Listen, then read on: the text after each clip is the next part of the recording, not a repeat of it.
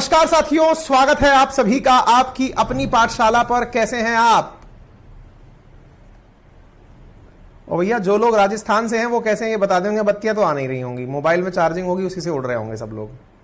हम देख लें एक बार। दोलन के कारण ये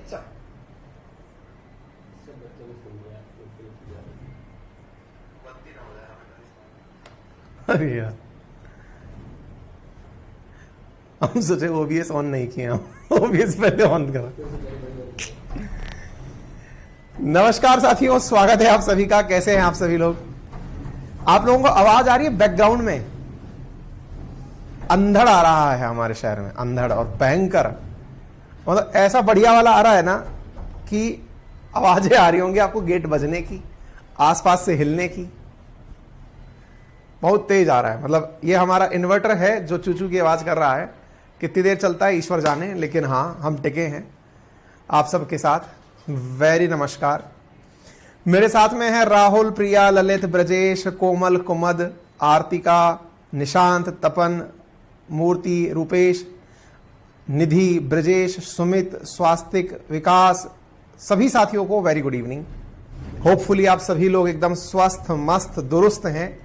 और हमारे आज के इस सेशन में, जिसके अंदर हम शुरू करने जा रहे हैं भारत का भूगोल, भारत की धरती गोल, उसमें आप सभी का स्वागत है। भारत का भूगोल क्यों जानना जरूरी है ये तो हम बताएंगे, लेकिन उससे पहले थोड़ा सा अपने सम्मान में आप सबसे दो सवाल, दो शब्द सुनना चाहते हैं। आप में से जो भी मित्र हमारे यूपीपीसीएस की परीक्षा देकर आ रहे हैं, थोड़ी तारीफ कर दो यार। मतलब ऐसे भी क्या है मतलब थोड़ी हमारा भी कॉन्फिडेंस बढ़ाओ कि हाँ गुरुजी, मेहनत बढ़िया करवाए थे आप। वर्ल्ड ज्योग्राफी और वर्ल्ड मैपिंग जितना पढ़ाए थे, उसमें से कितना सवाल आए हम पहले पूछे थे यूट्यूब की क्लास में। तब तो यूट्यूब पर जो थे प्रेजेंट उनने बता दिया, लेकिन पेड वालों कम से कम तुम तो बता दो। ओरिजिनल लोग हो यार, इसमें तो कोई फर्जी बात नहीं बोलेगा। हैं प्रीलिम्स में क्या रहा, कोई देखे भी आया था कि नहीं आया था?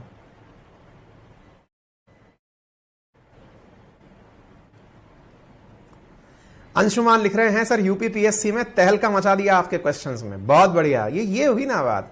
कुलदीप बहुत बढ़िया।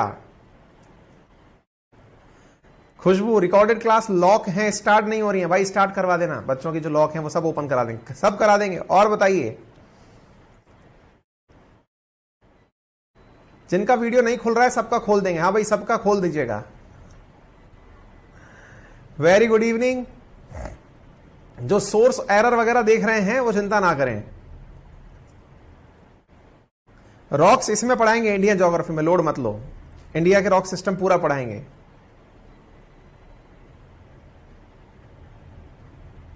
खुशबू कह रही है सर हमने एग्जाम दिया नहीं लेकिन पेपर देखा था, बहुत सारे सवाल थे। बहुत बढ़िया।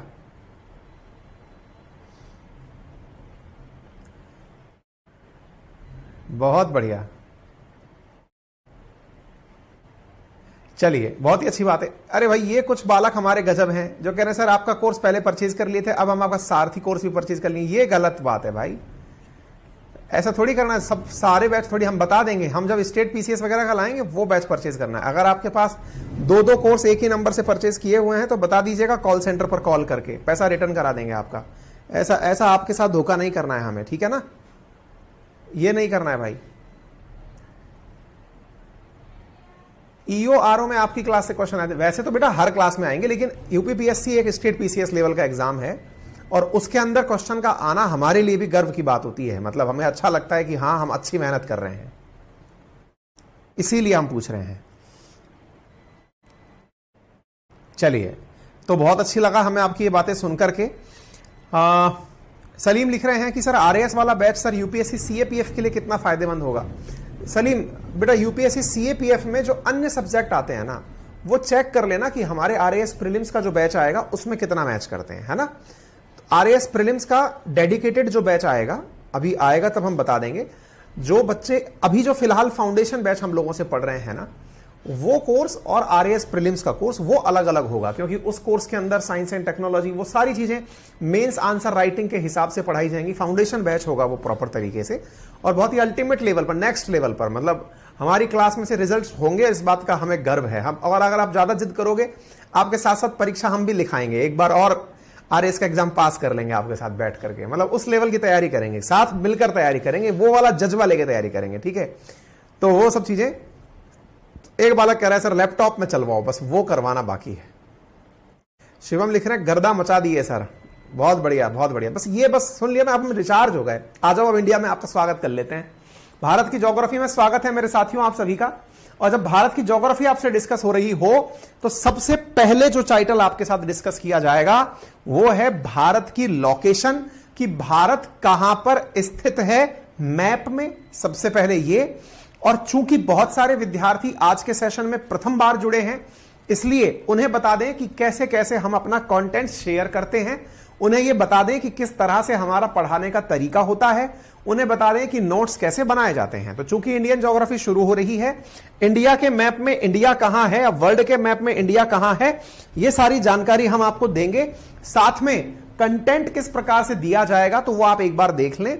इस प्रकार की स्लाइड्स हैं, तसल्ली से पहले आप जरूरी जानकारी सुन लें, फिर हम आगे बढ़ेंगे।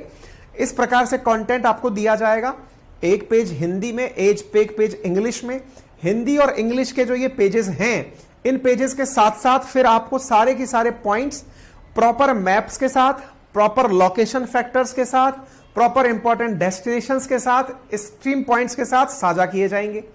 फिर उसका कंक्लूजन निकाल करके एक पेज पर दे दिया जाएगा कि सारा रट नहीं सकते तो एक पीपीटी रट लो।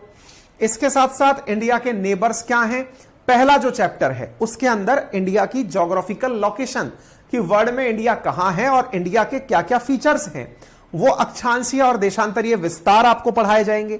इसके साथ साथ कर्क रेखा कहां से गुजरती है, और ये सब बातें याद करनी है अपन को क्लास में ही। पढ़ने के लिए तो किताबों में बहुत ज्ञान लिखा हुआ है, अगर हम सब ये बातें आपको शो करके चले जाएं तो कोई मतलब नहीं है। जो जरूरी चीजें हैं वो याद करनी है। जैसे वर्ल्ड मैपिंग में आप लोगों ने, हम औसतन कह सकते हैं कि 300 से ज्यादा फैक्ट्स आपने टिप्स पे याद कर लिए होंगे, ये हमें कॉन्फिडेंस है। ऐसे ही जब हम इन चीजों को पढ़ाएंगे तो ये चीजें आपके फिंगर टिप्स पर याद होंगी, उस तर्ज पर पढ़ेंगे, साथ साथ याद करेंगे एकदम, ठीक है ना। देशांतर का प्रभाव क्या होता है, प्रश्न इस प्रकार से। फिर देशांतर किन किन राज्यों से होकर गुजरती है, भारत की स्थलीय सीमा किन के साथ मैच करती है, ये सब याद करेंगे क्लास में, एकदम रट जाएगा, चिंता ना करें आप, ठीक है। इस प्रकार से मतलब बॉर्डर किस किस देश के साथ कैसे साझा होते हैं, भारत की बॉर्डर रेखाओं के नाम क्या क्या हैं, भारत के अंदर मुख्य राज्य, मुख्य भूभाग में कौन कौन से राज्य हैं, मुख्य भूभाग के अंदर राज्यों को इस प्रकार से कि भाई कौन सा राज्य उत्तर में है, कौन सा दक्षिण में है, भारत में द्वीप कौन कौन से हैं, द्वीप की दूरी भारत से कितनी है, तटीय सीमा कितनी परसेंटेज है, देश में पाकिस्तान से सटने वाले राज्य कौन से हैं, अन्य देशों से सटने वाले राज्य कौन से हैं, बॉर्डर स्टेट्स के साथ साथ उन सबकी लोकेशन दिखाई जाएगी। भारत का समुद्री मार्ग कितना दूर तक है, मीन सी हाइट क्या है, 12 नॉटिकल माइल, ये जितनी भी रेखाएं हैं, सीमावर्ती सागर, संलग्न सागर, अनन्य सागर, जिन्हें अंग्रेजी में टेरिटोरियल सी, कॉन्टिजियस सी, एक्सक्लूसिव इकोनॉमिक जोन ये सब कहते हैं, ये सब सिखाया जाएगा। भारत की बड़ी तटीय सीमा के लाभ क्या हैं, ये सिखाए जाएंगे। इसके साथ साथ भारतीय उपमहाद्वीप के फीचर क्या हैं, ये बताए जाएंगे। और इंडिया सब कॉन्टिनेंट में और कौन कौन से देश आते हैं, ये सब बताए जाएंगे। पॉलिटिकल पार्ट, इंडिया के कितने राज्य, कितने यूनियन टेरिटरी हैं, उनसे जुड़े हुए फैक्ट्स क्या हैं, ये सारी जानकारी आपको बताई जाएगी। और उसके बाद फिर हम चैप्टर नंबर 2 में एंट्री करेंगे, जिसका नाम है फिजिकल इंडिया, जिसमें फिजिकल इंडिया के अंदर प्रॉपर तरीके से कि भारत का डिवीजन कैसे है, भारत के डिवीजन में कौन कौन से क्षेत्र हैं, उन क्षेत्रों की विशेषता क्या है। तो एक बार इसी आधार पर जोरदार तालियों के साथ कंटेंट का ही स्वागत कर दो कि कितना गजब कंटेंट हमारी टीम ने आपके लिए बनाया है। वो बैठकर आपके कंटेंट कमेंट देख रही है हमारी टीम कि सर देखते हैं ये बच्चे हमारे इतने अच्छे कंटेंट की तारीफ करते हैं कि नहीं करते हैं। जो कंटेंट आप लोगों ने अभी देखा, हमारी टीम ने अथक प्रयास के साथ आपको पीपीटीज पर बना के दिया है। ये पूरा कंटेंट आपको हमारे इसी वीडियो के साथ डाउनलोड करने के ऑप्शन में उपलब्ध हो जाएगा, जिसका आप आसानी से प्रिंट निकलवा सकते हैं। अगर आपको पीपीटीज का प्रिंट नहीं निकलवाना है कि सर ज्यादा हो जाएंगी, प्रिंट निकालने में दिक्कत आएंगी, तो वो चीजें हम आप लोगों को A4 शीट पर छोटे छोटे भाग में, ताकि प्रिंट आसानी से कम पेज में निकल जाए, वो भी उपलब्ध करा देंगे। यानी आपकी सभी समस्याओं का समाधान हम लोग करा देंगे, ये हम आपको अश्योरेंस देते हैं। डन है? अच्छा, अब कुछ बालक यहां पर कमेंट में लिखना शुरू कर रहे हैं, sir handwritten notes provide करा दीजिए। बेटा हैंड रिटन नोट्स पेपर्स पे हैं, उनकी पीपीटी नहीं बनती हैं। है ना, उसको हम फोटो दिखाकर आपको क्या दिखा देंगे। तो वो जो चीजें पेपर्स पर हैं वो जब बन जाएंगी तब हम आपको बता देंगे। तो जो पेपर का प्रिंटिंग कॉस्ट आएगा, मतलब जो आपका जीरोक्स आप खुद से कराएंगे जितने में, उतने में ही हम आपको प्रोवाइड करा देंगे। हमने उसमें भी कुछ कमाने का आपसे नहीं सोचा है। जो जीरोक्स जितने में होकर आती है वो जीरोक्स हम आपको उतने में कराकर आपके घर डिलीवर कर देंगे। बस डिलीवरी चार्ज आपसे मांगेंगे, आप उतने में हमसे उसको लेना चाहो तो ले लेना, नहीं तो कोई दिक्कत नहीं है। लेकिन हाँ, एक अपने पास बंडल होना चाहिए, वो भी हम बनवा रहे हैं, ठीक है ना। तो ये सारी जानकारी दे दी। तो जो नए विद्यार्थी आज हमसे जुड़े हैं उन्होंने कंटेंट देख लिया, किस तरह का कंटेंट होने जा रहा है, नंबर एक। दूसरी चीज उन्हें हम ये बता दें कि इस पूरे कंटेंट के अंदर जो उन्हें चीजें दिखाई जा रही हैं उनका आसानी से प्रिंट निकाला जा सकता है। तो फिक्र ना करें, तसल्ली से बैठकर चीजों को पढ़ें। तीसरी चीज उन्हें बता दें, अगर उन्हें यह लग रहा है कि वो इकलौते हैं इस बैच में, नहीं भाई, हजारों की संख्या में विद्यार्थी बैच में शामिल हैं। तो ऐसी स्थिति में जबरदस्ती कमेंट बॉक्स में बहुत सारे कमेंट ऐसे डालकर जिससे वो अपनी तरफ ध्यान आकर्षित करवाने का प्रयास करें, वो हरकतें ना करें। उससे उनका समय खराब होगा और बच्चों से उनको खामखा परेशानियां होंगी, तो वो बच्चे उनको कुछ भला बुरा कहेंगे, वो अच्छा नहीं रहेगा क्लास की डेकोरम के लिए, ठीक है। तो 2-3 बातें क्लियर हो गई। क्लास का कंटेंट कैसे दिखेगा वो दिखा दिया, क्लास का कंटेंट डाउनलोड होगा या नहीं ये बता दिया, क्लास पढ़ाते समय हम लोग का तरीका क्या होगा, शुरुआत में 5-7 मिनट आपसे बतियाया जाएगा, एंड में 2-5 मिनट आपसे फिर बतियाया जाएगा। बीच में अगर पढ़ाते समय कहीं आपको डाउट आ रहा है तो उसका भी जवाब दे दिया जाएगा। डाउट पढ़ाने वाली चीज से होगा तो हमें बहुत मुनाफा होगा, ताकि आपकी बातों को हम आंसर कर पाएंगे। फिर सवाल है कि सर हमने इस बैच में जिन्होंने नया एडमिशन लिया है कि सर हमें आने वाली क्लासेस मिलेंगी या नहीं। सब कुछ मिलेगा। जो classes history, geography, polity, economy 4 की कमिटेड हैं वो आपको चारों क्लासेस मिलेंगी। सर हमें वर्ल्ड ज्योग्राफी, वर्ल्ड मैपिंग मिलेगा या नहीं, बिल्कुल मिलेगा। वर्ल्ड ज्योग्राफी, वर्ल्ड मैपिंग आपको पूरा मिलेगा। इतना ही नहीं, जब दोबारा सर्कल में आएगा तो भी लाइव से वापस मिलेगा। तो आप चिंता ना करें, साल भर की वैलिडिटी में कितनी भी बार देखें। सर क्लास को लाइव देखना जरूरी है क्या? नहीं भाई, आप लाइव सुने, रिकॉर्डेड सुने, जितनी बार सुन सकते हैं सुने। सर क्या वीडियो को तेज चला के देख सकते हैं क्या? बिल्कुल। जब ये वीडियो रिकॉर्डेड हो जाएगा तो आप इसको तेज स्पीड में चला करके भी देख सकते हैं। क्या सर इस वीडियो के लिए हमें कुछ खुद से लिखना जरूरी है क्या? जी हां, आपको लिखना जरूरी है। क्लास में जब भी विद्यार्थी बैठे, 2 तरीके होते हैं वीडियो सुनने के। यदि आप एंटरटेनमेंट सुन रहे हैं तो आप उसे स्पीकर पर चला के छोड़ दें। चूंकि हम आपका मनोरंजन नहीं कर रहे हैं, हम आपको जो चीजें पढ़ा रहे हैं वो आपकी क्लासेस हैं। तो आपसे गुजारिश है कि आप उन चीजों को अपने पास एक प्रॉपर रजिस्टर मेंटेन कर लें, जो चाहे रफ रजिस्टर ही हो, क्योंकि ओरिजिनल तो नोट्स आप जेरोक्स करा ही लेंगे, प्रिंट निकाल ही लेंगे।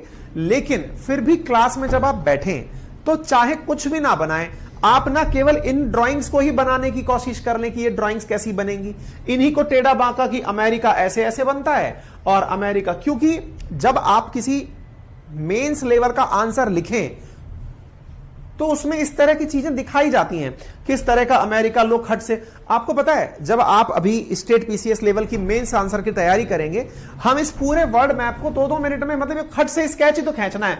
ये लोग खट से स्केच खींच गया, बोले सर आपको लगता है कि ये आसान है। अरे हमने कहा भाई ये कुछ भी दिक्कत नहीं है, ये गोला गोला खींचा, ये बनाया लो साउथ अफ्रीका, ये अफ्रीका हो गया, ये लगा दिया ये, और ये गोला सा बना दिया, लो खत्म हो गया वर्ड मैप। कॉपी पे बहुत जल्दी से बन जाए, इसकी प्रैक्टिस कर लीजिए।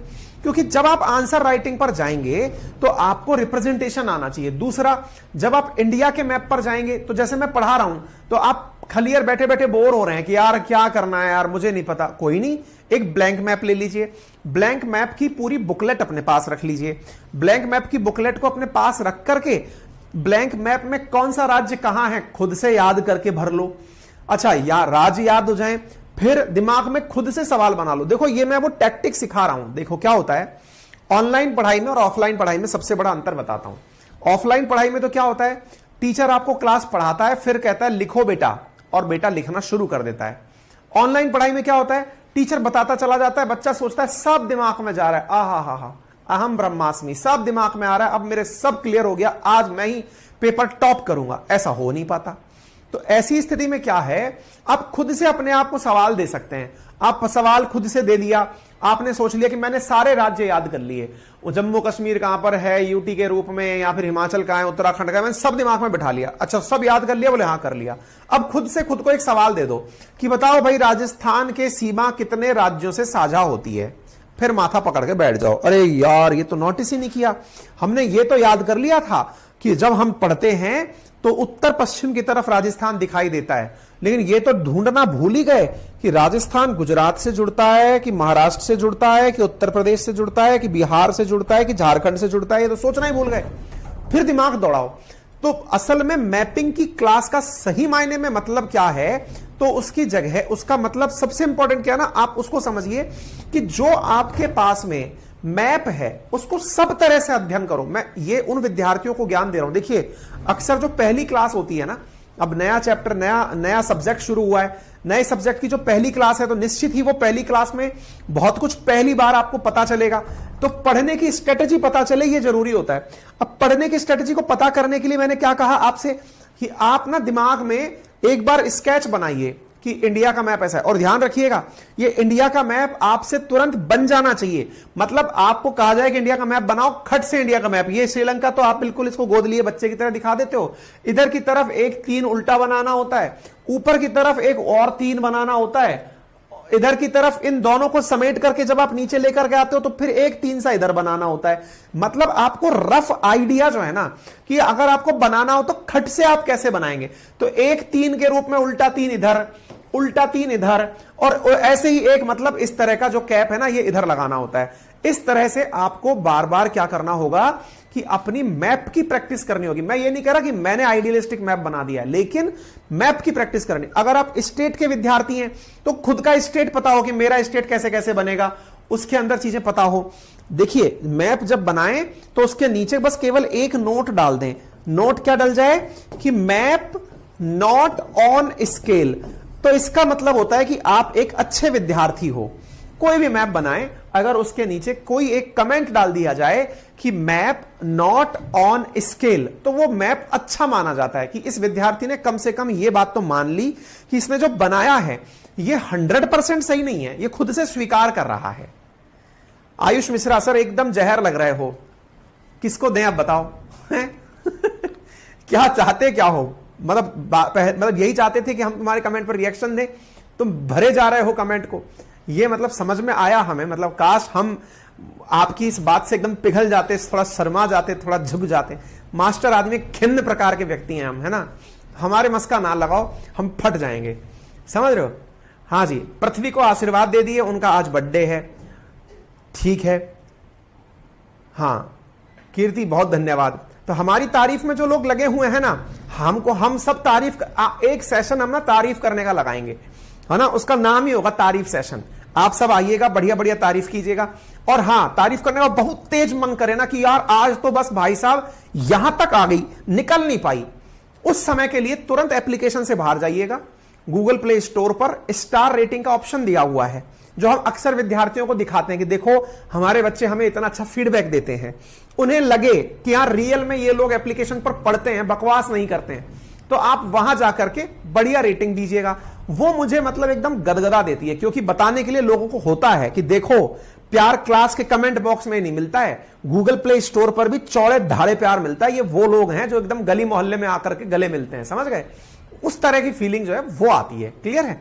चलिए, जो लोग पहली बार लाइव देख रहे हैं उनको बहुत ज्यादा स्वागत है।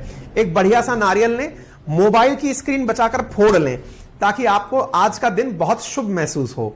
आगे बढ़े, चलिए आगे बढ़ते हैं। तो मैंने आपको बातें बता दी, तो आप में से कुछ लोग कहेंगे सर आज हमने क्या पढ़ा अभी तक?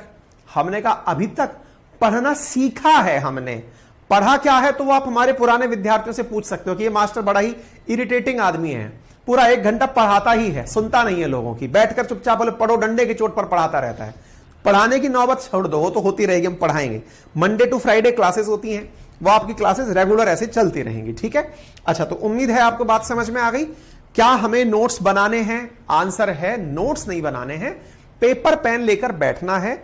जो बातें मैं बोलूं आप उस समय कुछ ना कुछ जरूर बनाइए, है ना, पेन चलते रहना है, कान में ढेपी लगाकर ये नहीं कि हाँ सर आप बोलो, अच्छे लग रहे हो आप, मजा ही आ गया आज तो देखकर, पतले हो गए हो सर, क्या खा रहे हो मास्टर साहब आजकल, रोटी छोड़ दियो क्या? हमारी चिंता छोड़ के पेपर पे ना मतलब थोड़ा थोड़ा कुछ ना कुछ बनाते चलना। आवाजें आ रही है, बैकग्राउंड नॉइज आ रही है आपको? समझ रहे हो? संघर्ष कहते हैं इसको भाई साहब, हमारी लाइट संघर्ष कर रही है, हम नहीं। और किसी भी समय चल जाए ना तो बुरा मत मानना, सरकारी लाइट जा चुकी है, ये इन्वर्टर की लाइट चल रही है, हमें लग नहीं रहा है कि ये भी साथ देगी, पर फिर भी चलो अच्छी बात है। क्लियर है? तो शुरू कर सकते हैं थोड़ी बहुत जानकारी वगैरह वगैरह वगैरह। चलो तो जानकारी वगैरह शुरू करते हैं। एक बार थम्स अप कर दो सब लोग जो इस समय उपस्थित हैं, एक बार जबरदस्त तरीके से थम्स अप कर दो कि हाँ भाई, हमें लग रहा है आज हमारे मतलब जो ऊपर की टंकियां वंकियां सब उड़ जाएंगी, लग तो यही रहा है हमें, बहुत तेज आंधी चल रही है। हाँ भाई थम्स अप कर दो, एक बार शुरू करें।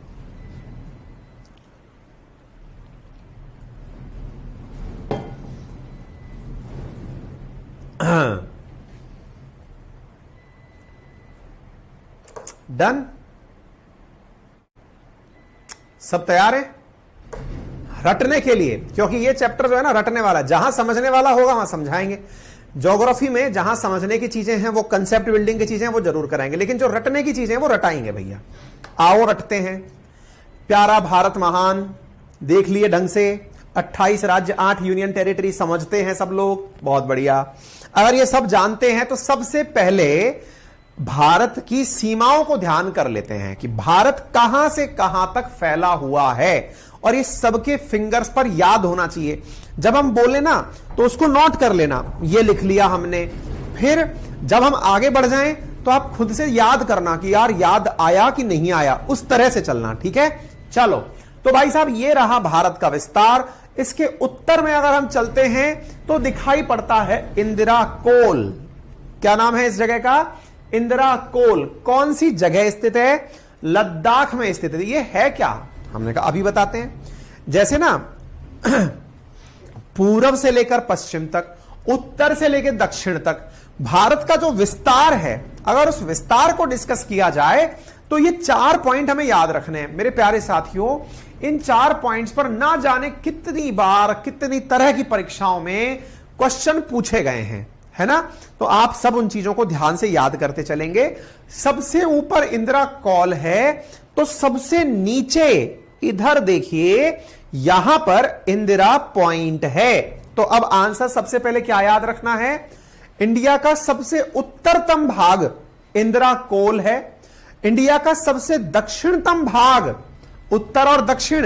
हां भाई, जो लोग मैपिंग पढ़ चुके हैं ध्यान से देख लें, मैप में सबसे ऊपर की तरफ नॉर्थ होता है, नीचे की तरफ साउथ होता है, अपने राइट हैंड साइड पर ईस्ट होता है और लेफ्ट हैंड साइड पर वेस्ट होता है। तो हमने क्या ध्यान कर लिया कि इंडिया के सबसे उत्तरी किनारे का नाम इंदिरा कोल है और इंडिया के सबसे दक्षिणी किनारे का नाम, अब दक्षिणी किनारा कहां है? तो आप इधर देखिए, आपको यहां पर यह जगह दिखाई दे रही है, मैं इसको एकदम सीधा सीधा सीधा सीधा खींच कर ले आया, ठीक है? अच्छा, अगर मैं सीधा खींचकर ले गया, थोड़ी सी लाइन टेढ़ी हो गई, मैं अगर यूं खींच के ले जाऊं, देखो ये है मेनलैंड इंडिया। मेनलैंड मतलब मुख्य भूभाग जो भारत का है वो तो ये रहा, लेकिन भारत का ही हिस्सा अंडमान निकोबार है। अंडमान निकोबार थोड़ा और दक्षिण की तरफ खिसका हुआ है। देखिए, जब हम भारत को देखते हैं तो भारत के उत्तर में इंदिरा कोल है, समझ में आया।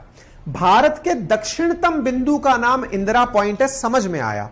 लेकिन अगर यह पूछ लिया जाए क्या कि मेनलैंड इंडिया का, मेनलैंड इंडिया यानी भारत का जो मुख्य भूभाग है, उसके सदर्न मोस्ट पार्ट का नाम बताइए, यानी उसके दक्षिणतम बिंदु का नाम बताइए, तो उसका नाम कन्याकुमारी है जो तमिलनाडु में स्थित है। तो अब हमको क्या क्या याद हुआ? इंदिरा कॉल याद हुआ, इंदिरा पॉइंट याद हुआ, कन्याकुमारी याद हुआ। कन्याकुमारी भारत का दक्षिणतम बिंदु है मुख्य भूभाग पर। यहां तक बात हो इसकी, तो ये हमारे आइलैंड हैं, ये हमारे द्वीप हैं। क्लियर हो गया? अच्छी बात है। अब अगर हमारे पूर्व से पश्चिम के विस्तार की बात करें तो पूर्व के किनारे पर भारत का जो सबसे पूर्वी पॉइंट है, यानी कि भारत को अगर यूं फैलाकर ले दिया जाए तो उस जगह का नाम किबीथू है। ये कई परीक्षाओं में पूछा गया है भाई, याद कर लीजिएगा, जगह का नाम है किबीथू। मेरे प्यारे साथियों, ये सारी जानकारियां है ना मल्टीपल टाइम मल्टीपल जगह पर लिखी हुई मिल जाएंगी। मुसीबत क्या है, लिखी हुई जानकारियां याद हो जाएं तो जीवन थोड़ा आसान हो जाता है। अब आप पूछेंगे ये तो किताब में भी लिख रहा है, आप क्या पढ़ा रहे हो? मैं आपको बताऊं, ये जो भी मैंने खाया, इसकी कसम, मैं जो पढ़ाता हूं वो सब किताब में लिखा हुआ है। मतलब ये आज खराब हो जाए अगर मैं झूठ बोलूं तो, समझ रहे हैं? ये बाबा जी की बूटी है, ये इसी से ज्ञान मिलता है मेरे को, एक दिन इसी को बेचूंगा मैं। ये है असली प्रोडक्ट, ठीक है? अच्छा सुनो, क्या कहा मैंने? मैं जो भी पढ़ाता हूं सब किताबों में लिखा हुआ है। मुसीबत ये नहीं है, किताबों में लिखा हुआ अगर पढ़ लोगों को पता चल जाता इस किताब में लिखा हुआ है तो इंडिया की हर दुकान का बुक सेलर, आईएएस से भी ऊपर का कोई पेपर होता तो वो भी पार कर लेता, क्योंकि माल तो उसी की दुकान से जाता है ना। तो मटेरियल लिखे होने में कोई बहुत बड़ा रॉकेट साइंस नहीं है, छपने में है कि आपके दिमाग में कितना है। तो जिन्हें इसको देखकर ये फीलिंग आ रही हो कि अरे कर लेंगे यार, क्या ही फर्क पड़ा है, सब याद हो जाएगा, लोड नहीं है, तो जिन्हें ये गलतफहमी हो रही है उनसे मैं पहले ही कह दूं कि इससे भी खूबसूरत स्लाइड इंटरनेट पर भारत का भौगोलिक विस्तार लिखकर सर्च मारोगे मिल जाएंगी। हमारी टीम भी इतनी मेहनती नहीं है, इतने इज्जतदार मत बन जाना आप कि यार ये तो गजब के ड्रॉअर बनाने वाले आर्टिस्ट हैं। ऐसा नहीं है, ये भी कहीं से कॉपी पेस्ट है। हम सब कॉपी पेस्ट मास्टर हैं, इधर का माल उधर चिपकाते हैं। हां, लेकिन एक चीज जो हम अपने से करते हैं वो क्या है, याद करते हैं हम क्लास में बैठकर, क्यों परीक्षा में तो वही काम आना है जनाब। एक ही तो बात है, एक ही बार पोथी लिखी गई थी, वो सबको याद करनी है। तो ईमानदारी से सब याद करने पर फोकस करें, बजाय ये सोचने के कि अब मेरे पास सुंदर सुंदर नोट्स आ गए, अब तो मैं घर बैठ के तहलका मचा दूंगा। कतई नहीं मचेगा, मच जाता ना तो आज क्लास में नहीं आते आप, समझे? चलो आगे आ जाओ। तो ये वाली जो क्षेत्र है इसका नाम क्या हो गया? किबीथू। कहां पर स्थित है ये? अरुणाचल प्रदेश में स्थित है। ये क्या है? भारत का सबसे पूर्वी किनारा है, ठीक है ना? चलिए आगे बढ़ते हैं। अब इसके आगे की तरफ जब हम चलते हैं, हाँ जी, हाँ गहमंती जी गए थे इसलिए चर्चा में। बिल्कुल बिल्कुल बिल्कुल। जो लोग कमेंट बॉक्स में हमें अतिरिक्त ज्ञान दे रहे हैं उनसे गुजारिश है, आपका अपडेटेड रहना अच्छी बात है, लेकिन केवल इसलिए कि कमेंट बॉक्स में बताना है, इससे हमारे कमेंट बॉक्स का एक बहुत बड़ा मैं नेगेटिव पॉइंट बताता हूं आपको। आज तक कोई भी यहां से जोड़ी नहीं बनी। हमारे कमेंट बॉक्स में कोई लड़की लड़के से इंप्रेस नहीं होती, कोई लड़का लड़की से इंप्रेस नहीं होता। तो किसी को इंप्रेस करने के लिए तो कतई मत लिखना। और मां कसम खा के कह रहा हूं, ना यूपीएससी, ना एसएससी, ना स्टेट पीएससी कोई भी मेरे कमेंट बॉक्स में दिए गए जवाब के आधार पर किसी को नौकरी देता। मां कसम बोल रहा हूं, झूठ नहीं बोलता मैं। कमेंट बॉक्स में किसी ने कितना भी सही जवाब दिया हो, उस आधार पर कोई सी भी पीएससी किसी को सेलेक्ट नहीं करती। तो ना तो हमें किसी को इंप्रेस करना है, और गुरुजी को इंप्रेस करके करोगे क्या? अपन तो वैसे ही बाबा जी हैं, है ना?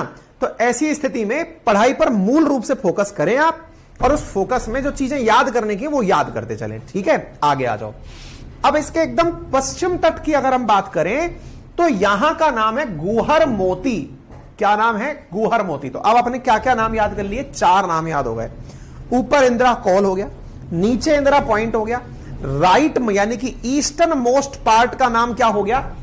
किबीथू, और वेस्टर्न मोस्ट पार्ट का नाम क्या हो गया? गुहर मोती, ठीक है? तो आप लोग अगर एक बार के लिए अपनी कॉपी में कुछ भी बना रहे हैं, हालांकि वो याद दोबारा नहीं करेंगे आप कॉपी वाली चीज को, लेकिन फिर भी अगर आप याद रख पाए तो केवल इतना सा याद कर लें। अपनी कॉपी में एक छोटी सी ड्राइंग बना लें जो याद करने की है। ऊपर क्या लिखना है? ऊपर है इंदिरा कॉल, इंदिरा कॉल, नीचे है इंदिरा पॉइंट। बस ये याद करने के लिए है ना भाई, जब मैं इस क्लास में आया तो मेरे क्या याद रहा, बस उतना सा याद करना है, ठीक है बेटा? इधर की तरफ है किबीथू और इधर की तरफ है गुहर मोती, ठीक है ना? बस ये 4 बिंदु हमने याद कर लिए। अब इंदिरा कॉल की बात पूछी जाए तो ये कहां पर है? तो ये लद्दाख के अंदर है। अगर इसके बारे में बात पूछी जाए तो ये कहां पर है? तो ये निकोबार में है, निकोबार आइलैंड में है। किबीथू पूछा जाए तो ये अरुणाचल प्रदेश में है, और ये गुहर मोती पूछा जाए तो ये गुजरात में है। ये लीजिए, तो हमने अभी तक भारत का विस्तार याद कर लिया, ठीक है ना? खुशबू बिल्कुल जगह है, वो मैप की ड्राइंग में इशू है बेटा, बस यो समझ लीजिए, ठीक है ना? ठीक है, आगे चलते हैं साथियों, अगली तरफ बढ़ते हैं। आगे बढ़ते हैं तो हमने ये पॉइंट तो सबने लर्न कर लिया। आगे बढ़ते हैं तो हमने अब एक और चीज सीखनी है, और वो है लैटिट्यूड और लॉन्गिट्यूड पर भारत का विस्तार। अब ये क्या बीमारी है, आइए अब मैं इस बीमारी से आपको अवगत करा देता हूं। मेरे प्यारे साथियों, जब वर्ल्ड मैप हमने देखा था, वर्ल्ड मैप कैसे देखा था, ये रहा वर्ल्ड मैप। जिन बच्चों ने वर्ल्ड मैप की क्लासेस अभी तक नहीं पढ़ी हैं, आप सबको आपके इसी सेक्शन के अंदर पढ़ते हुए मिल जाएगा कंटेंट। आपको वर्ल्ड मैप का भी इसी में दे दिया जाएगा। आप जब समय बचे आप वर्ल्ड मैप भी पढ़ लीजिएगा, और उससे पहले वर्ल्ड ज्योग्राफी भी पढ़ लीजिएगा, है ना। उसमें हमने प्रॉपर तरीके से जो बातें सिखाई हैं वो सीखिएगा। क्या है, आइए। हाँ, और जिनको लाइव पढ़ना है वो लाइव भी पढ़ सकते हैं, भविष्य में लाइव जब आएगा तब, है ना। तब तक के लिए जिनको कंप्लीट करके रखना है वो कंप्लीट कर सकते हैं, ठीक है। अब सवाल बनता है, इस पूरे की पूरे मैप को, यानी इंडिया के मैप को दर्शाने के लिए हमने धरती को समझा था। अपनी मैपिंग की क्लास में हमने समझा था कि पृथ्वी जो है वो गोलाब है, जियोइड शेप में है। इसके ऊपर वाले हिस्से को नदर्न हेमिस्फीयर कहते हैं और नीचे वाले हिस्से को सदर्न हेमिस्फीयर, उत्तरी गोलार्ध और दक्षिणी गोलार्ध। उत्तर और दक्षिण का विभाजन इक्वेटर से किया जाता है, यानी कि जो भूमध्य रेखा है उससे किया जाता है। जो लाइन पृथ्वी को लेटकर काटती है, दोबारा सुनिएगा, जो लाइन पृथ्वी को लेटकर काटती है उसे लैटिट्यूड कहते हैं। याद रखने का तरीका है, फर्जी बात है हालांकि। जो लेटी हुई लाइनों को लैटिट्यूड कहा जाता है। तो जो बची वो क्या है, हमने कहा जो बची वो लंबी लंबी लाइनें हैं, लॉन्ग लश्कारा, लॉन्ग लश्कारा। ये लीजिए, ये जो लंबी लंबी लाइनें हैं, जो लंबी लाइनें हैं, लॉन्ग लाइनें हैं, उन्हें लॉन्गिट्यूड कहा जाता है। ये लीजिए साहब, तो दोबारा सुन लीजिए, लेटी हुई लाइनें लैटिट्यूड, लंबी लाइनें लॉन्गिट्यूड। पृथ्वी का विभाजन लैटिट्यूड और लॉन्गिट्यूड के आधार पर किया गया है। हिंदी में क्या कहते हैं, लॉन्गिट्यूड से दुनिया का विभाजन होता है, इसलिए इन्हें देशांतर कहा जाता है। क्या कहा जाता है, देशांतर। लेटी हुई लाइनें जो हैं, इनसे जो ज्योग्राफिकल क्षेत्र हैं उनका विभाजन किया जाता है, इसलिए इन्हें अक्षांश के नाम से पुकारा जाता है। ठीक है, अच्छा, देशांतर होने का क्या मतलब है, अंग्रेजों ने जो दुनिया के ऊपर राज करने आए थे, उन्होंने अपनी सहूलियत से दुनिया के नक्शे को अब बांट दिया था। सर कैसे बांट दिया था, हमने कहा बड़े आराम से। क्या सर लक्ष्य कोजी का आप प्रचार प्रसार कर रहे हो क्या, हमने कहा नहीं, ऐसे ही बोल रहे हैं। क्या है, सुनिए, यहां पर आपको ये एक लाइन दिख रही है, इसका नाम क्या है, चूंकि यह लाइन ग्रीनविच मीन टाइम कहलाती है। क्यों सर कहलाती है ये, क्योंकि भाई देखो आपको यहां पर एक देश दिखाई पड़ रहा है, उस देश का नाम है यूनाइटेड किंगडम। फिलहाल में इसका नाम असल में ब्रिटिश आइल है। ब्रिटिश आइल्स में आयरलैंड और यूनाइटेड किंगडम शामिल है। यूनाइटेड किंगडम के अंदर 4 किंगडम्स हैं, जिनमें नदर्न आयरलैंड, इंग्लैंड, वेल्स और स्कॉटलैंड शामिल है। इंग्लैंड में एक ग्रीनविच नामक लेबोरेटरी है, उसके पास से धरती को बिल्कुल बीचों बीच में से बांटा गया, जिसे ग्रीनविच मीन टाइम नाम दिया गया। ग्रीनविच मीन टाइम इंग्लैंड से होकर गुजरती है, यह रहा ग्रीनविच मीन टाइम। अब दुनिया को बांटते समय अंग्रेजों ने कहा कि इस ग्रीनविच मीन टाइम के राइट हैंड साइड जितनी भी जगह होंगी उन्हें पूरब कहा जाएगा, और इस ग्रीनविच मीन टाइम के जो लेफ्ट हैंड साइड जगह होंगी उन्हें पश्चिम कहा जाएगा। तो पृथ्वी का एक और विभाजन हो गया, एक और विभाजन, जिसमें ग्रीनविच मीन टाइम से जो राइट हैंड साइड वाला क्षेत्र है इसे पूर्वी गोलार्ध कहा गया, ईस्टर्न हेमिस्फीयर कहा गया। वहीं इस ग्रीनविच मीन टाइम से जो लेफ्ट हैंड साइड वाला क्षेत्र है इन्हें वेस्टर्न गोलार्ध यानी कि वेस्टर्न हेमिस्फीयर यानी कि पश्चिमी गोलार्ध कहा गया। तो पृथ्वी का दो प्रकार से विभाजन हो रखा है, पूर्वी गोलार्ध और पश्चिमी गोलार्ध में, और उत्तरी गोलार्ध और दक्षिणी गोलार्ध में, यानी ऊपर की तरफ उत्तर, नीचे की तरफ दक्षिण में। तो उत्तर और दक्षिण में और पूर्व और पश्चिम में। इस आधार पर हमने देखा कि भारत जो है वो नदर्न हेमिस्फीयर में है और पूर्वी हेमिस्फीयर में भी है। ऐसी स्थिति को, भारत की स्थिति को दुनिया में नॉर्थ ईस्ट दिशा में माना गया। नॉर्थ ईस्ट कैसे? टेक्निकली उत्तर की तरफ है तो नॉर्थ में हो गया, और टेक्निकली ईस्टर्न तरफ है तो नॉर्थ ईस्ट हो गया। तो दुनिया के नक्शे में भारत कहां है? तो भारत उत्तर पूर्व में स्थित या पूर्वोत्तर में स्थित देश है। अच्छा, अंग्रेजों ने अपनी सहूलियत के लिए अपने से पूर्व की तरफ जितने भी देश थे उन्हें ईस्टर्न कंट्री कहा, और जो अपने से पश्चिम की तरफ देश थे उन्हें वेस्टर्न कंट्री कहा। आप यही कारण है कि इंडिया में आई हुई जो कंपनी राज करने आई थी ब्रिटिशर्स की, उसका नाम ईस्ट इंडिया कंपनी था। ईस्ट इंडिया कंपनी नाम क्यों पड़ा था? तो जवाब है क्योंकि ब्रिटिशर्स की तुलना में वो जगह ईस्टर्न साइड में थी, इसलिए उसका नाम ईस्ट पड़ा। हमारे रेस्पेक्ट में, इंडिया के रेस्पेक्ट में ब्रिटेन कहां है? तो इंडिया के रेस्पेक्ट में ब्रिटेन पश्चिम की तरफ है, इसलिए हम दुनिया के इन देशों को जो यूरोप में है या अमेरिका में है उन्हें हम लोग वेस्टर्न कंट्री कहते हैं। चूंकि इस प्रकार का विभाजन मैप पर इन लंबी रेखाओं के कारण हुआ है, इसलिए इन लंबी रेखाओं को देशांतर कहा जाता है। इसलिए इन लंबी रेखाओं को देशांतर अथवा लॉन्गिट्यूड कहा जाता है। दोबारा सुन लीजिएगा, इन लंबी रेखाओं के कारण देशों में अंतर हुआ। देशों में अंतर कैसे हुआ?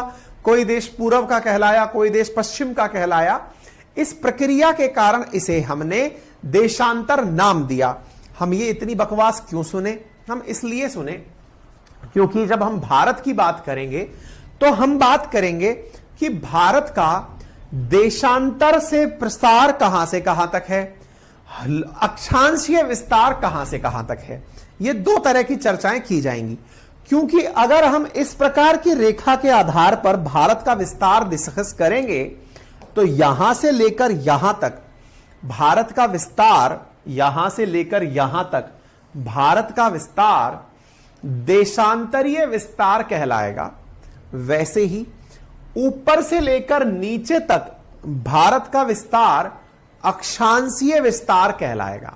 दो प्रकार के विस्तार हैं जो आपको डिस्कस करने हैं, एक है देशांतरीय विस्तार और एक है अक्षांशीय विस्तार। कोइंसिडेंस है कि भारत का देशांतरीय विस्तार भी 30 डिग्री का है और अक्षांशीय विस्तार भी 30 डिग्री का है। विस्तार की बात अगर हम करें तो भारत का अक्षांशीय और देशांतरीय जो विस्तार है वो 30 डिग्री का ही है। आप इधर देख लीजिए 97 डिग्री 25 और इधर की तरफ 68 डिग्री 7, मतलब ऑलमोस्ट 30 डिग्री का। ऐसे ही 37 डिग्री 6 मिनट और इधर की तरफ 6 डिग्री 45 मिनट, ऑलमोस्ट 30 डिग्री का। 30 डिग्री हम अक्षांश में फैले हुए हैं और 30 डिग्री हम देशांतर में फैले हुए हैं। मतलब 30 डिग्री हम अक्षांश में फैले हुए हैं और 30 डिग्री हम देशांतर में फैले हुए हैं। यदि आपने मेरे साथ में वर्ल्ड ज्योग्राफी पढ़ी है और नहीं भी पढ़ी है तो जान लीजिएगा, पूरी धरती 360 डिग्री के अंदर विभक्त है। 360 डिग्री में विभिन्न प्रकार के कोण या विभिन्न प्रकार की घटनाएं शामिल हैं। धरती चूंकि गोलाकार है, 360 डिग्री में है। पूरी अक्ष पर एक चक्कर जब धरती लगा लेती है तो उसे हम एक दिन कहते हैं। दोबारा सुनिएगा, धरती जो कि गोलाकार है उसे हम लोग 360 डिग्री में विभक्त करते हैं। धरती जब अपना पूरा एक चक्कर कर लेती है तो वो चक्कर एक दिन कहलाता है। असल में एक दिन और रात कहलाता है। और वो चक्कर कितनी देर में पूरा होता है? तो 24 घंटे में पूरा होता है, 24 आवर्स में पूरा होता है। जब 24 आवर्स में 360 डिग्री का चक्कर लगता है तो सवाल बनता है कि 1 घंटे में कितने डिग्री का चक्कर लगेगा। 24 का भाग दे दीजिएगा, आंसर निकल के आ जाएगा 15 डिग्री का चक्कर लगेगा। इसका मतलब यह हुआ कि अगर हमारे पास किसी देश का देशांतरीय विस्तार उपलब्ध है कि वो 30 डिग्री में फैला है, तो इसका अर्थ यह हुआ कि इस देश के पूर्व से पश्चिम के बीच में 2 घंटे का अंतर होगा। कारण 30 डिग्री, 1 घंटा 15 डिग्री का है, 2 घंटे 30 डिग्री के हैं। दोबारा सुन लीजिएगा भाई, क्या बोला मैंने आपसे? दुनिया में अगर दुनिया को इस प्रकार से मैप पर दिखाया जाए तो दुनिया एक कॉर्नर से, यानी इस कॉर्नर से उस कॉर्नर तक पूरा एक गोला जब बनाती है, उस गोले में यथा स्थिति आने पर उसे 360 डिग्री का चक्कर लगाना है। 360 डिग्री का चक्कर 24 घंटे में लगता है, तो 1 घंटे में 15 डिग्री अर्थ घूमती है, या यूं कह दीजिए 1 घंटा इज इक्वल टू 15 डिग्री। चूंकि भारत का देशांतरीय विस्तार 30 डिग्री का है, इसलिए भारत के पूर्वी किनारे से पश्चिमी किनारे के बीच की दूरी 2 घंटे की है। ऐसी स्थिति में इसका मायना अगर निकालने की बात की जाए तो सूरज अगर पूर्व से निकलता है तो जिस समय अरुणाचल प्रदेश में सूरज निकल रहा होगा, गुजरात के गुहर मोती नामक स्थान पर अंधेरा होगा। 2 घंटे बाद में वहां जाकर सूरज पहुंचेगा। लेकिन भारत इस चीज से परेशान नहीं रहना चाहता था। भारत नहीं चाहता था कि इस तरह की परेशानियां हो। कैसी परेशानियां? कि एक अरुणाचल प्रदेश में रहने वाला व्यक्ति अपनी घड़ी की सुइयों में सुबह 6 बजे सूरज देख के बजा ले, लेकिन गुजरात में रहने वाले व्यक्ति की घड़ी में उस समय 4 ही बज रहे होंगे। रिसेंटली जब मैं अभी दुबई की यात्रा पर गया था तो इंडिया से दुबई के टाइम में 1.5 घंटे का अंतर था। 1.5 घंटे का अंतर था, मतलब यहां की घड़ियों में अगर सुबह 9:30 बज रहे हैं तो दुबई की घड़ियों में सुबह के 8 बजे थे। क्यों? क्योंकि सूरज पहुंचने में टाइम लगेगा ना, मतलब धरती धीरे धीरे घूमकर सूरज के सामने आएगी।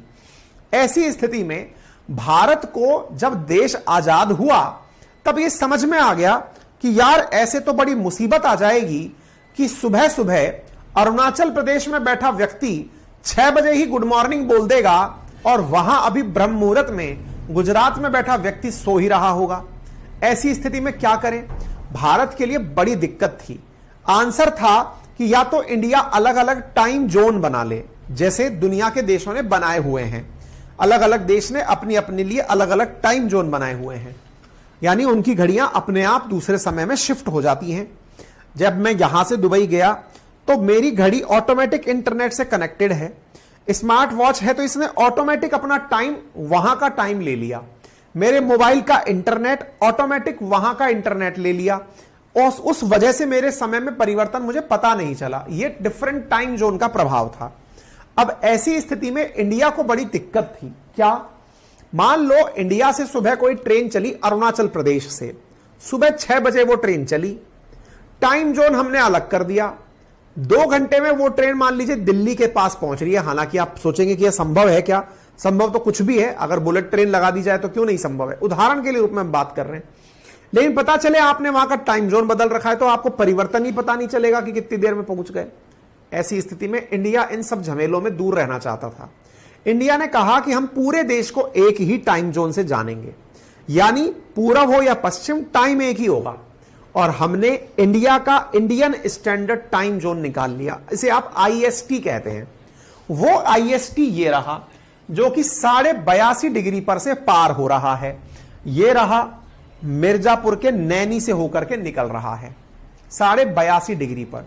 अर्थात 82.5 डिग्री पर जो हमारा टाइम होगा वही अरुणाचल वालों को भी मानना होगा और वही गुजरात वालों को भी मानना होगा। क्या आप मेरी इतनी बात समझ पा रहे हैं?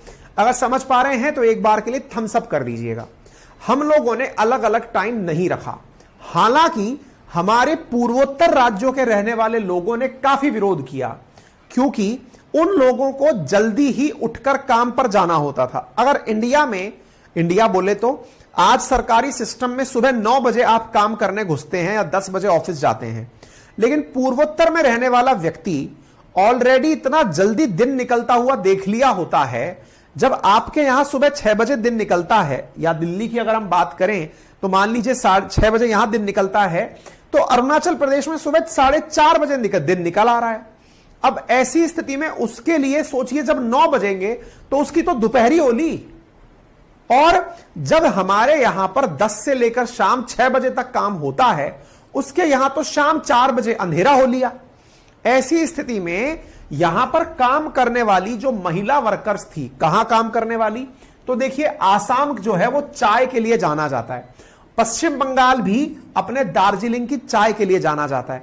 इन क्षेत्रों में रहने वाले लोग जो चाय के बाग में काम करते थे, क्योंकि चाय के बाग में महिलाओं का काम ज्यादा होता है पत्तियों को चुनने में, और महिलाओं को घर पर भी जाना होता है, क्योंकि महिलाओं को घर के परिवार का भी पालन पोषण करना है।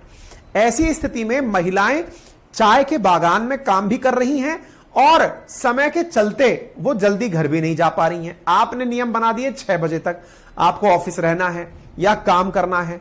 ऐसी स्थिति में इस क्षेत्र में एक टाइम जोन की मांग उठी, जिसे नाम दिया गया चाय बागान टाइम जोन।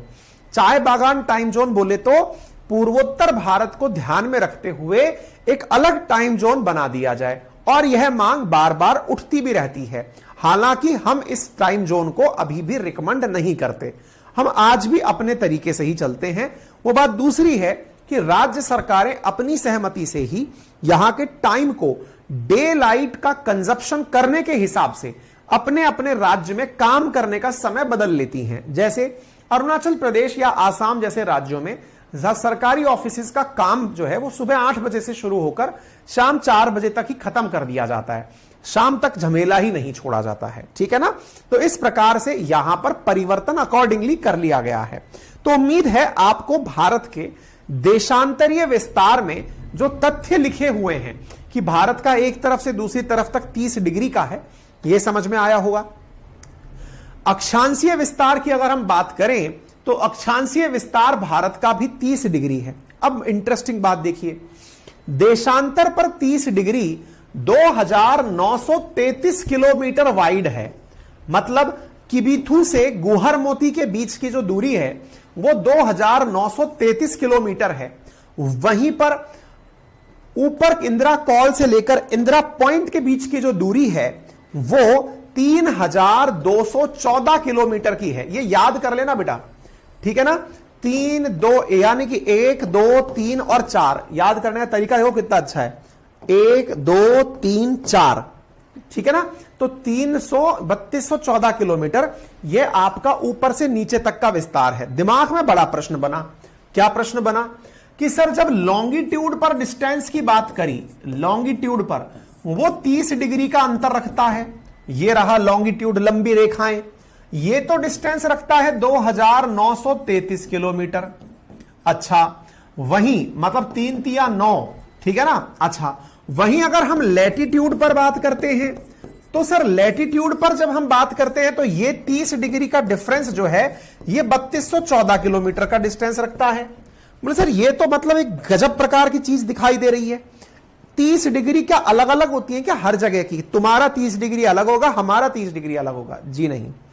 असल में क्या है कि जब हम देशांतर पर, और ये मैंने आपको पढ़ाया है, जब आप वर्ल्ड मैप पढ़ेंगे तो मैंने आपको प्रॉपर तरीके से समझाया है कि देशांतर जब गोलार्ध की तरफ जाते हैं, पूर्वी और उत्तरी और दक्षिणी गोलार्ध की तरफ, उनके बीच की दूरियां कम होती चली जाती हैं, यानी देशांतरीय विस्तार जो है वो सिमटता हुआ चला जाता है। ठीक है ना?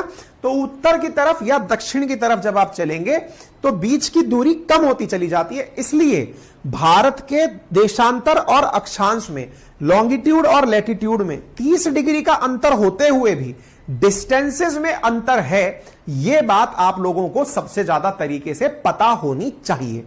बोलो इतनी बात समझ में आई? एक बार थम्स अप कर दो भाई, ठीक है ना? तो अब हमें क्या याद करना है? तो हमें यह याद करना है, आप सब लोग क्या क्या रटेंगे अब इधर देख लीजिए। हमारे पूर्व से पश्चिम के बीच की दूरी 2933 किलोमीटर, हमारे उत्तर से दक्षिण की दूरी 3214 किलोमीटर। दो तो तथ्य हमने ये याद कर लिए। अच्छा, भारत का क्षेत्रफल यहां पर 32,87,263 किलोमीटर स्क्वायर क्षेत्रफल, किलोमीटर स्क्वायर में होता है ना, लंबाई गुणा चौड़ाई होता है। लैटिट्यूडनल विस्तार 8 डिग्री 4 मिनट से 37 डिग्री 6 मिनट। रट के आना है, कल सबसे पूछूंगा, ध्यान रखना। और नहीं बताया ना तो भाई साहब लैपटॉप में घुस करके चमाटे लगाऊंगा, ठीक है ना। लॉन्गिट्यूडनल विस्तार 68 डिग्री 7 मिनट से 97 डिग्री 25 मिनट तक। रट के आना एक एक चीज को।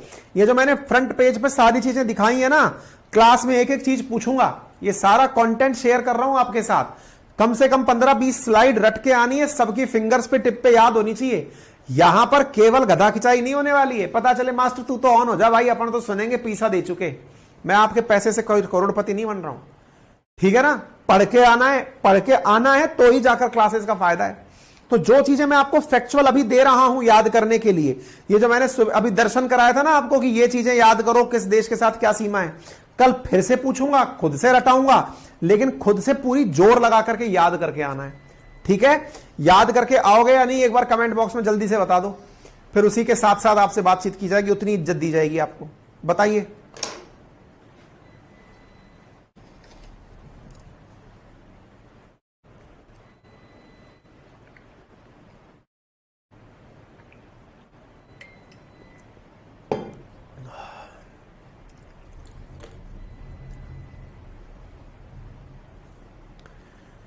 थम्स अप कर दीजिए फटाफट। ऑल गुड करके आओगे सब लोग, बहुत बढ़िया। वैसे इस जग को मेरे पास में तुम्हें देख के ऐसा लग रहा है सर के सामने तो ग्लास जैसा ही लग रहा है ना।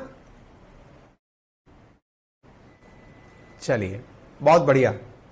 तो कल याद करके आओ, कंटेंट अभी आपको मिल जाएगा, देख लेना, वहां से पढ़ लेना। कोई भी प्रकार की समस्या हो तो यह मानकर चलना कि उसका समाधान है। समाधान है तभी आप और हम इतने समय से पढ़ पा रहे हैं। और जिन्हें एकदम बहुत तेजी से प्यार आ रहा हो ना कि बस कंट्रोल ही नहीं हो रहा है, वो एप्लीकेशन के एकदम बाहर जाकर के वहां पर गूगल प्ले स्टोर पर एप्लीकेशन पर अपना रिव्यू दे सकते हैं, है ना। स्टार रेटिंग दे सकते हैं। 5 स्टार देंगे तो हम आपके इतने कर्जदार हो जाएंगे कि दुनिया में बताएंगे देखो हमें 5 स्टार मिला है आपकी वजह से।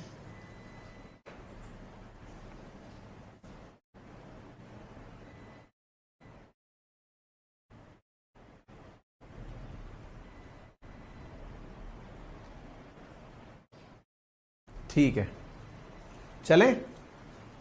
चलो आज के लिए इतना ही। अपना ख्याल रखो, मस्त रहो, बिंदास रहो, पढ़ते रहो, ठीक है। कल फिर मुलाकात होती है। Thank you so much.